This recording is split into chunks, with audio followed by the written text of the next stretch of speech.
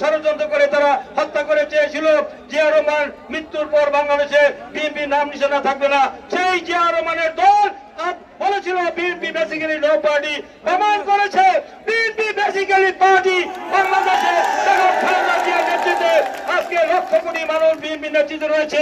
দীর্ঘ 16 বছর এই ফাঁসি সরকারি, এই মাফিয়া সরকার, খনি সরকার, এই দানবীয় হাসিনা সরকার, এই জালিম সরকার অনেক চেষ্টা করেছে বিএনপিকে ধ্বংস করার জন্য, শহীদ জিয়া পরিবারকে ধ্বংস করার জন্য, খালেদা জিয়াকে হত্যা করতে চেষ্টা করেছে, বিনা চিকিৎসায় মারতে চেয়েছে, কারাগারে পাঠিয়েছে, বিনা ষড়যন্ত্র মামলায় তারেক রহমানের বিদেশে পাঠিয়েছে, কিন্তু পারে নাই একমাত্র কারণ এই দেশের লক্ষ কোটি সাধারণ জনগণ কর্মী বিএনপির পক্ষে ছিল।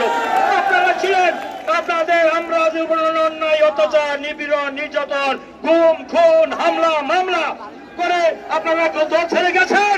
একজনের দল ছেড়ে আওয়ামী লীগের অত্যাচারে, পুলিশের অত্যাচারে দল ছেড়ে যায় নাই। তাই আজকে এই পরিবর্তিত পরিস্থিতিতে ঐতিহাসিক যে দীর্ঘ 16 বছর আন্দোলনের মধ্য দিয়ে 16 লক্ষ, আমাদের 60 লক্ষ আসামি করা হয়েছে, 1.5 লক্ষ মামলা হয়েছে, 3000-এর বেশি নেতাকর্মীদের খুন করা হয়েছে, 1700-এর বেশি মানুষকে খুন করা হয়েছে। পৃথিবীর ইতিহাসে এরকম নজির নাই।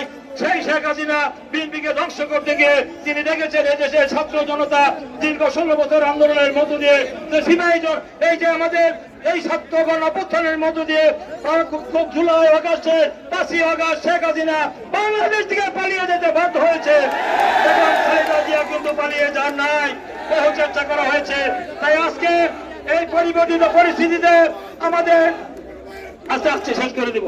প্রিয় বন্ধুরা, আমাদের নরসিংদীতে অনেক অন্যায় অত্যাচার, নিপীড়ন, নির্যাতন করা হয়েছে।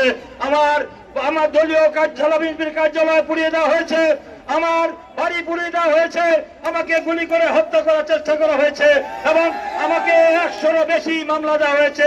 এই দীর্ঘ 16 বছরে হাসিনার আমলে আমাকে প্রায় 2.5 বছর আমাকে বিভিন্ন সময় জেল খাটতে হয়েছে। এই বাড়ি ঘরে থাকতে পারি না, জেল ভাঙার 1 নম্বর আসামি করা হয়েছে।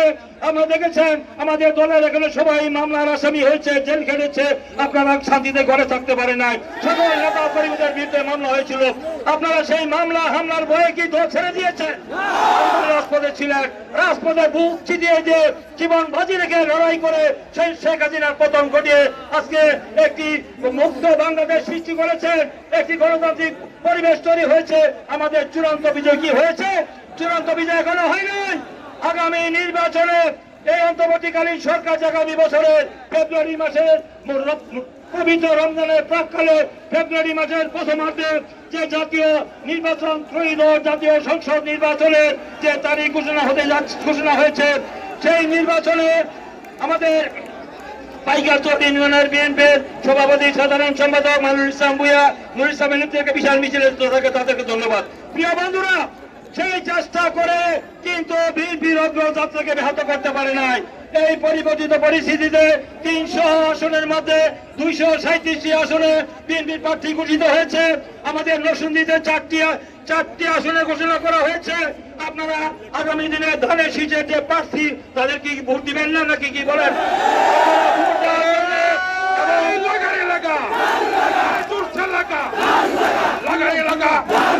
নরসিংদীতে